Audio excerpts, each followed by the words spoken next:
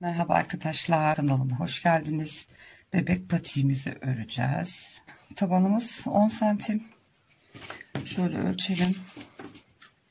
Şuradan başlangıçtan başa, topuktan parmak ucuna kadar tam 10 santim. Bu 3 ay ve daha büyük çocuklar için, bebekler için uygun bir ölçü.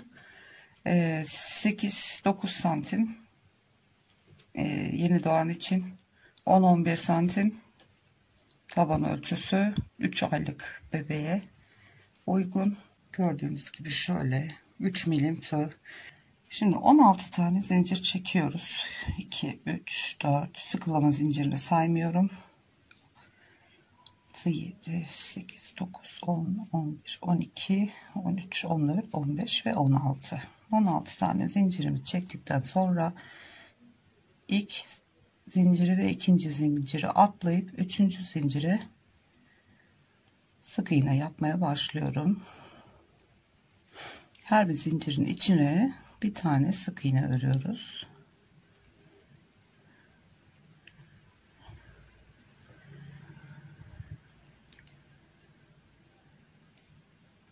Şimdi sayalım. 1 2 3 4 5 6 7 8 9 10 11 12 13 ve en baştakiyle 14 tane 13 tane sık iğnemiz var. Şimdi en sondakine bu dönüş olduğu için aynı zincirin içine 3 tane sık iğneyi en sondaki zincire örüyoruz. Dönüş yaptığımız için. Şimdi her sık iğnenin karşılığına birer tane daha. Bu ipi de içinde yürütüyoruz. Geri dönüyoruz bu sefer topuk kısmına. Karşılıklı sık iğnelerimizi örüyoruz.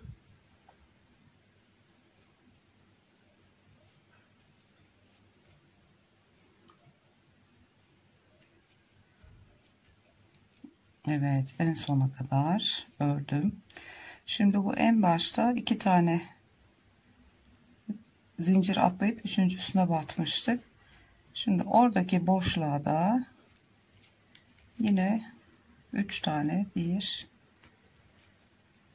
2 3 tane sık iğneyi örüyoruz ve başlangıcımıza kaydırma zinciriyle tutturuyoruz. Bir tane zincir çekiyoruz. Tekrar ikinci sıramız şu ilkiydi. İkinci sıramızda tekrar yine sık iğne örüyoruz. Bu sefer burun kısmında arttırma yapacağız. Topuk kısmında arttırma yapacağız. Ve ondan sonra da 2 sıra trabzan şeklinde öreceğiz. Evet, zincirimi attım hemen dibine. İlkini yapıyorum. 1 2 3 her sık iğneye bir tane batıyoruz. 4 5 6 7 8 9 10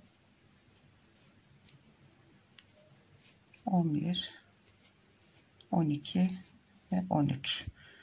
Şimdi şu baştaki ördüğümüz 3 tane trabzana sık iğneye geldik. Şimdi hepsinin içine 2 2 batıyoruz. Yani 3 tane sık iğneyi 6'ya çıkartıyoruz böylece. 2 battım, 2 battım. Üçüncüsüne de 2 tane battım. Toplamda 6 tane oldu bu dönüşümüz. Şimdi tekrar 13 tane düz trabzanımızı örelim. 12 ve 13 ve sonda ördüğüm 3 taneye geldim. Bunlara da her birine 2 tane batıyoruz ve arttırmış oluyoruz. 3 tane sık iğnemiz 6 tane oluyor ve sıranın sonuna geldik. İlk yaptığımız sık iğneye batıp kaydırma zinciriyle kapatıyoruz. Evet, şimdi tekrar buradan başlıyoruz. Bu sefer topuk kısmında sık iğne, yarım trabzan ve ikili trabzan şeklinde örüyoruz. Bir sonraki sıramızda aynı şekilde burun kısmında ve topuk kısmında arttırmamız var. Şöyle göstereyim. Burun kısmında arttırmamız var. Topuk kısmında arttırma yapmıyoruz artık. Çünkü kalıp itibariyle topuk kısmı dar ve burun kısmı, parmak kısımları daha geniş olacağı için bu iki sırada yaptığımız topuktaki artış buna yeterli geliyor. Şimdi bir tane zincir çekiyoruz. 1 2, hemen dibine batarak başladım. 3 4 5 6 7 8 tane sık iğne ördüm. Tığıma doladım. Bir sonrakine yarım trabzan örüyorum. Bir tane daha yarım trabzan örüyorum. 2, bir tane daha örüyorum. 3. Çakma sık iğne örüyoruz yani. Böyle hafiften genişletiyoruz bu kısmı.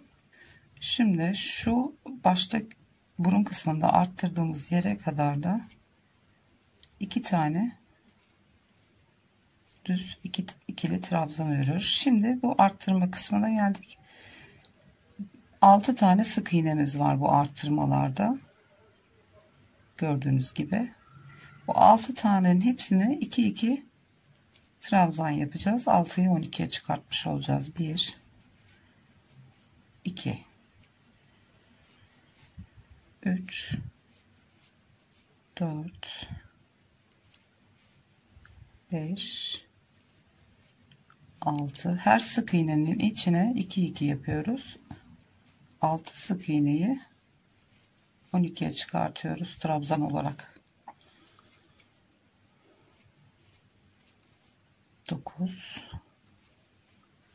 10.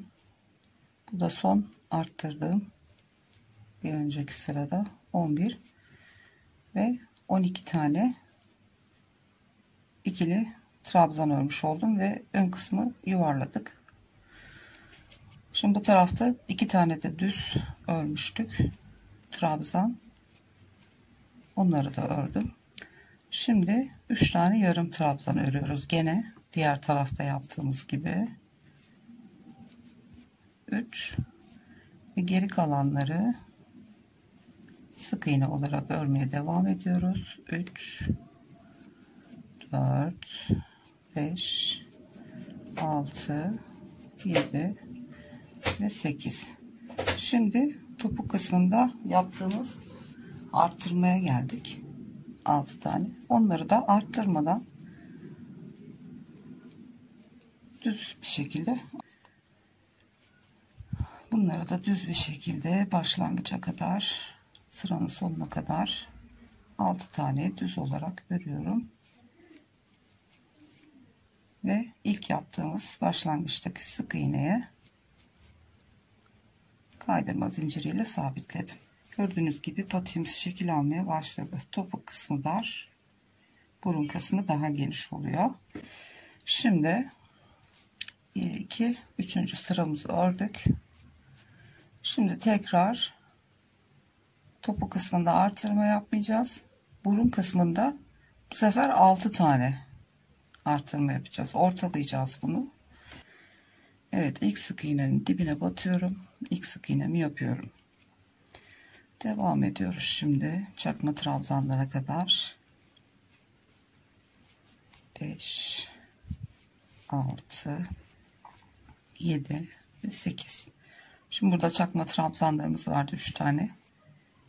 Yine çakma trabzan olarak örüyoruz onları.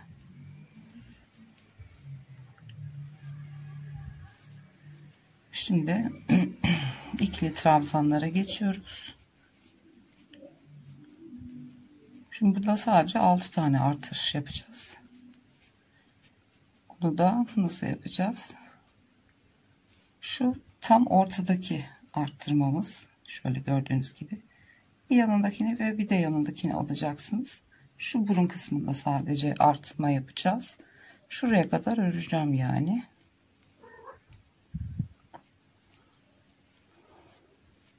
Kaç tane ikili ördüm?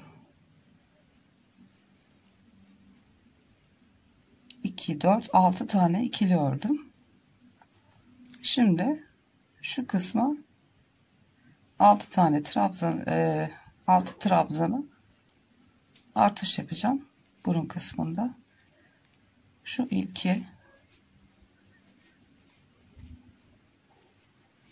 ikincisi, üçüncüsü 6 trabzan oldu. 7 8 9 10 ve sonuncusu 11 12. Gördüğünüz gibi sırf şu burun kısmında yaptık. Biraz daha genişlesin diye. Buralarda da artırsak bu sefer çok geniş olacak. O yüzden sadece burun kısmına denk gelen yerde yaptık. Şimdi tekrar 2 tane tek ördüm. Burada kaç tane örmüştük? 2 4 6 tane 6 tane tek ikili trabzan öreceğiz. 3 4 2 3 4 pardon 5 tane 5 tane ikili trabzan tek olarak 4 ve 5.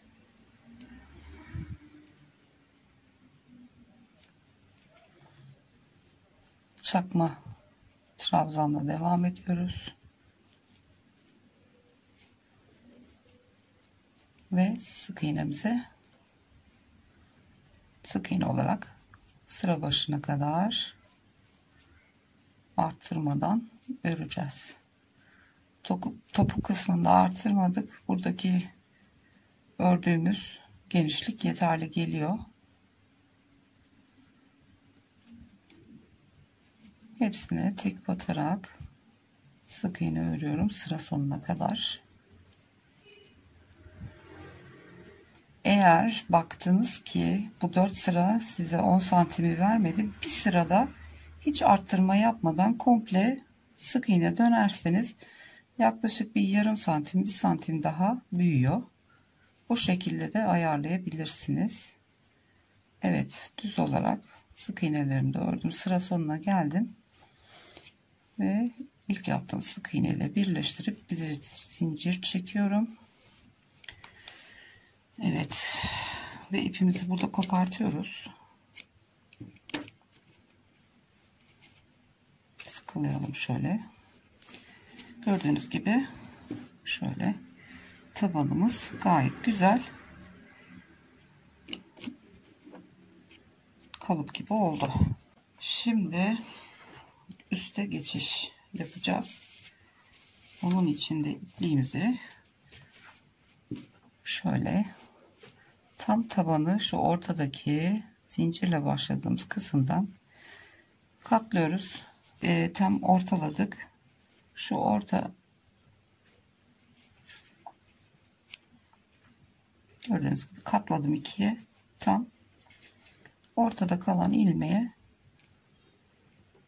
tığımı takıyorum. Şurası. Yaklaşık olarak bir bu yana bir bu yana takabilirsiniz. Hiç fark etmez. Tığımı geçiriyorum ipimi. Şu iki ipi buraya alıyorum. Alttaki şu tek açık olan ucu da buraya alıyorum. Ve bununla birlikte zincir çekiyorum. Sıkılamış oldum. İki tane zinciri öyle çektim. 3 zincir çektim. Şimdi tığımı doladım. İlmeklerin arkasından şu yukarı geçiş sırasını öreceğiz. Zinciri çektiğimiz ilmeğin arkasından batıyoruz.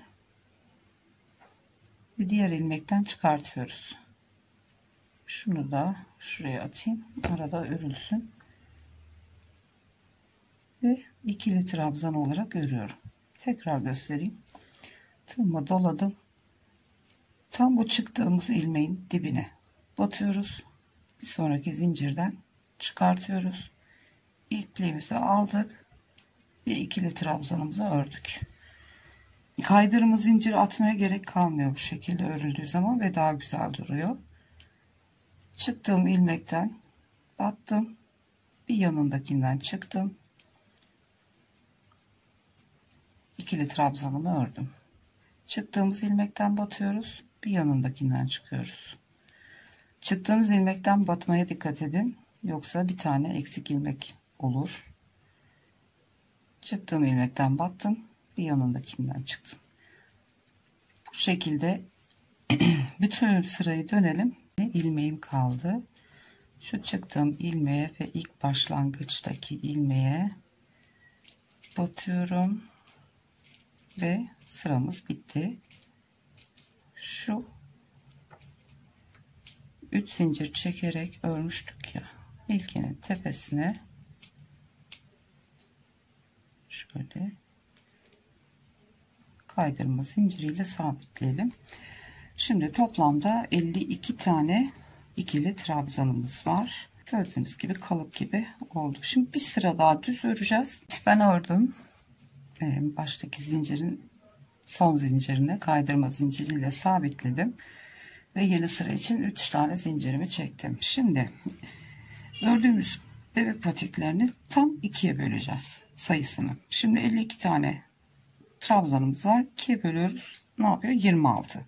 Şimdi o 26 tane ilmeği ön kısma bırakacağız.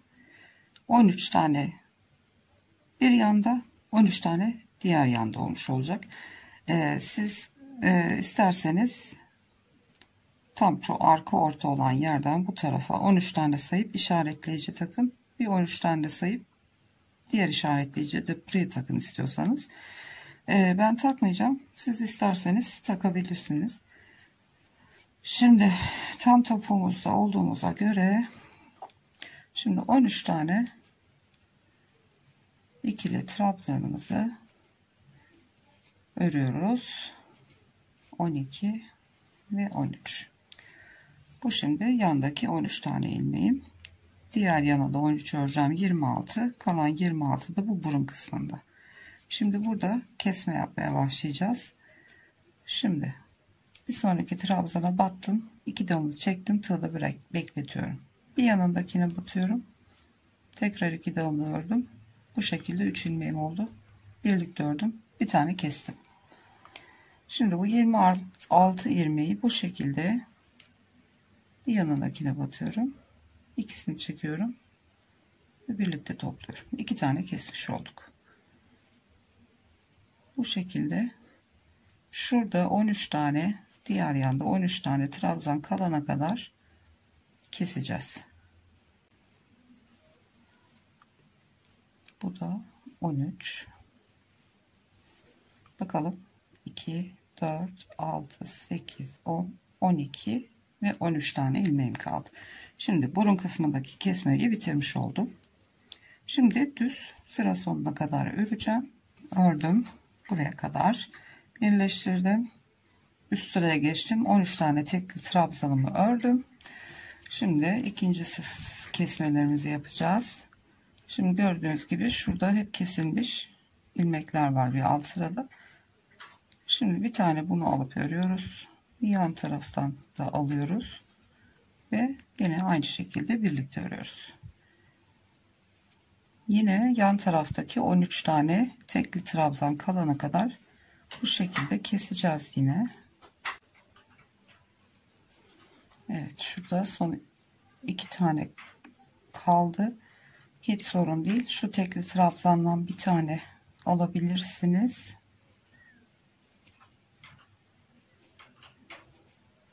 Şimdi 12 tane trabzan kalmış olacak. Hiç sorun değil. Bir tane ilmekte hiçbir şey fark etmiyor hanımlar. O yüzden şey yapmayın. Sıkıntı etmeyin. Yani bir tane eksik, bir fazla çok fark etmiyor. Yani tekli sayı olduğu zaman o şekilde maalesef kayıyor. Ama kesmeler yaptığımız için mecburen bazen tekli sayılara düşebiliyor. Şimdi birleştirdim. 3 zincirimi çektim. Bakalım şöyle. Evet, gayet güzel toparlandı. Şimdi 2 sıra kesme yaptık. 1 2 Şimdi tekrar kesme yapacağız. Gördüğünüz gibi 1 2 3 4 tane kesme yapmışım burada. Bir üst sırada da son 3 tane kesmeyi yapmışım. Bu şekilde ikisini de kesebilirsiniz. Şuraya kadar öreceğiz tekrar. 1 keseceğiz, 2 keseceğiz, 3 keseceğiz, 4 keseceğiz. Aslında başlarken şimdi 1 2 3 dördüncüye gene burada bunu bu taraftan kaydıralım. Öyle yapalım. Şimdi burada 12 trabzana düştü ya yan ilmek. Şimdi bu taraftan bir ilmek önden başlayalım denk gelmesi için. O şekilde dengeleyebilirsiniz siz de. Şimdi bir yandakinden hemen başlıyorum trabzanları örmeye. Evet, bir tane daha örüyoruz. Evet, şimdi şu bir tane tekli trabzanı kesmeye katıyoruz. Şöyle ilkini kestim.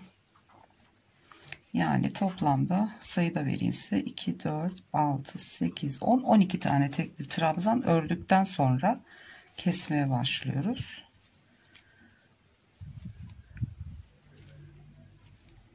İkinci kesme hop.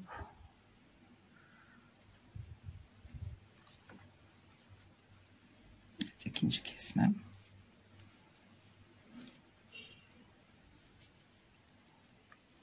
Üçüncü. Ve gördüğünüz gibi şimdi tekli trabzana kaymadan direkt şu ikisini alarak dördüncü kesmeyi yapmış olacağım.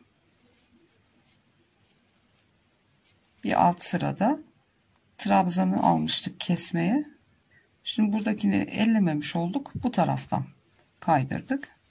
Şimdi tekrar sıra sonuna kadar düz trabzanlarımızı örüyoruz. Ve 12. 12 bu tarafta, 12 bu tarafta olmuş oldu. Evet. Şimdi son kesmemizi yapacağız. Yine 3 zincir çektik.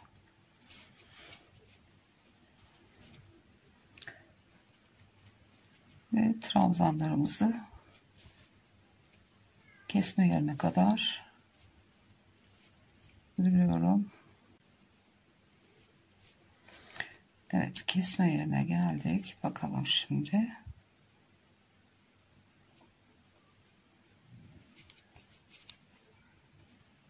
Şimdi 1 2. Şimdi şöyle yapıyoruz.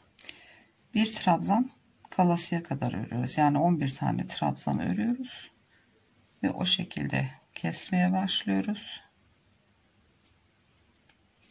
3 tane keseceğiz.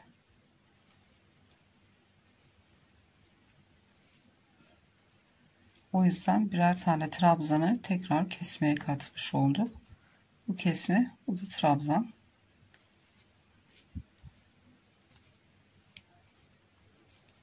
Evet ve tekrar sıra sonuna kadar düz olarak. Evet, burada birleştiriyorum.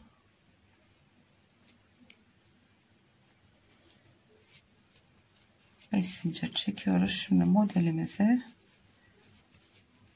başlayacağız. Tam arka ortadan. 5 zincir çektim. Artık modeli hırkadan ve lora şapkadan öğrenmişsinizdir. Hemen zincirin dibindeki yere batıyorum trabzana.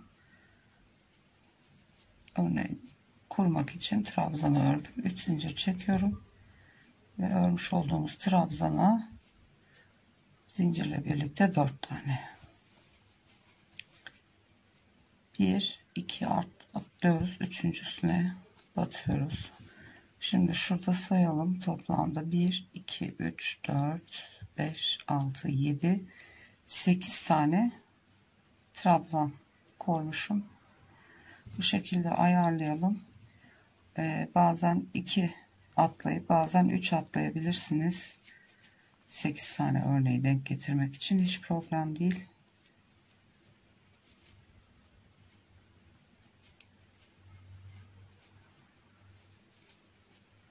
Evet, 1 2 3 atlıyoruz. Dördüncüye battık. Yine örneğimizi koyalım şöyle. Trabzan çektiğimiz zincirle birlikte 4 trabzan. 1 2 3 dördüncüye batıyorum. 1 2 3 dördüncü modelim oldu ve yaklaşık ortaya geldim.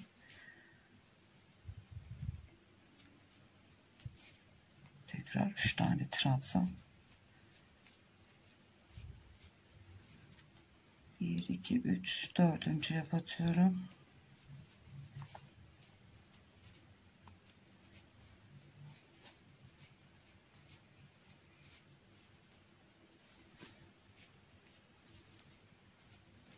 Bir iki atlayıp üçüncüye batıyorum bu sefer. 1 2 3 4 5 6. yapıyoruz. Mesafe yetmeyecek. Geri sökelim. Şöyle 1 2 atlayıp üçüncüye batalım. O işte 8 tane örneği denk getirmek için bazen 2 atlayabiliyoruz. Bazen 3 atlayıp dördüncüye batıyoruz. Normalde model 3 atlayıp dördüncüye batılması şeklinde. Ama mesafe yetmediği zaman böyle 2 atlayıp 3'e batabilirsiniz kurarken. Çok fazla bir şey fark etmeyecektir. 7 tane de yapsaydık bu sefer çok bilek kısmı kasılacak. O da bebeğinizin ayağını rahatsız eder diye düşünüyorum. Evet, şöyle 2 4 6 7. yapıyoruz.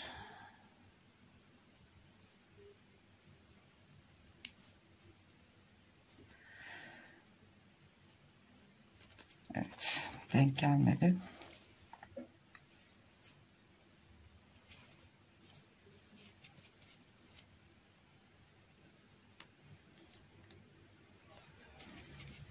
İşte bu modeli kurarken böyle ilk etapta zorluk çekebiliyoruz.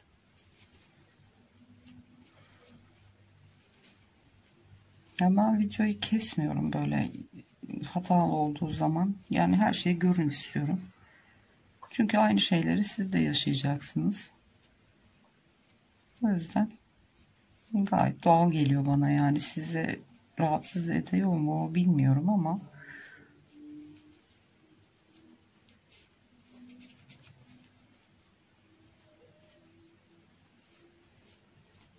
evet, 2 atlayarak yaptım. 2 trabzan atlayıp üçüncüsüne battım.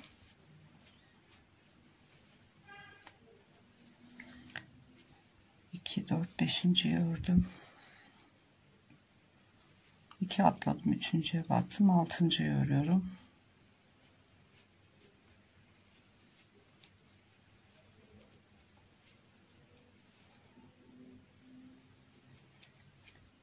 Evet, yine 2 atlayıp üçüncüye battım, 7.'yi örüyorum.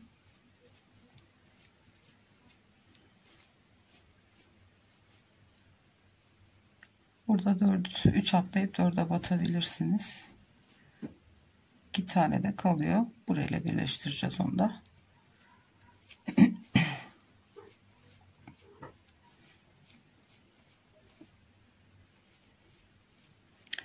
Evet. Ve şu ilk baştakinin tepesine sabitliyoruz. Evet, sonunda doğru bir şekilde kurabildik. 2 4 6 ve 8 tane.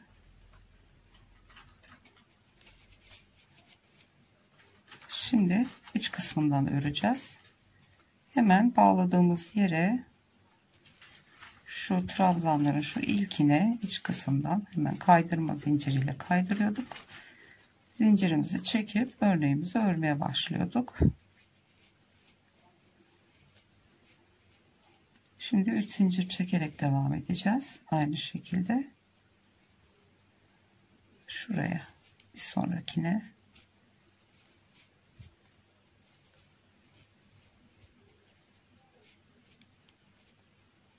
zincir, diğer zincire. Evet, bu sırayı örelim sonuna kadar, tekrar birlikteyiz. Evet, sıra sonuna geldim. Son 3 zincirimi çektim ve ilk yaptığımız modele kaydırma zinciriyle bağlıyorum. Şimdi bunu iç sıradan ördük. Şimdi tekrar bir sıra daha dıştan öreceğiz.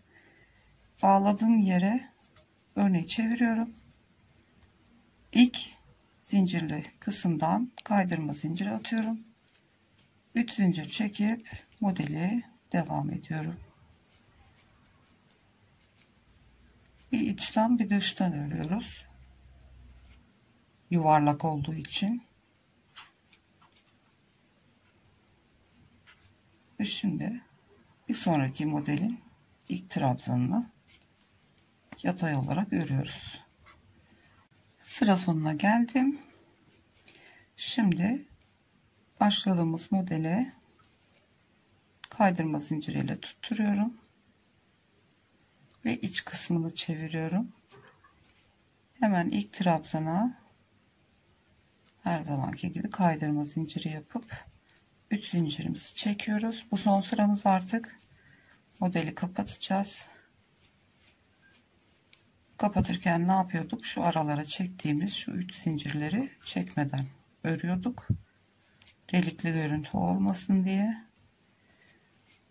Ve şimdi her modele bu şekilde zincir çekmeden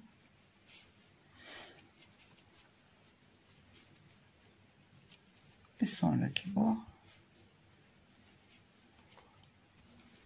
Evet, sona geldik. Zincir çekmeden ilk baştakine sabitliyoruz. Bir zincir çekip ipimizi kesiyoruz.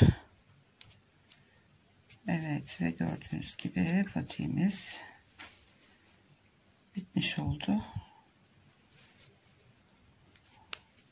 Şu ipi içeri çekelim. Şimdi bu ipliği şöyle dış tarafına saklayalım. Katladığımızda içte kalır. Süslemesini nasıl isterseniz o şekilde yapabilirsiniz. Evet arkadaşlar, bu videomuz da buraya kadardı. Eğer videolarımı beğeniyorsanız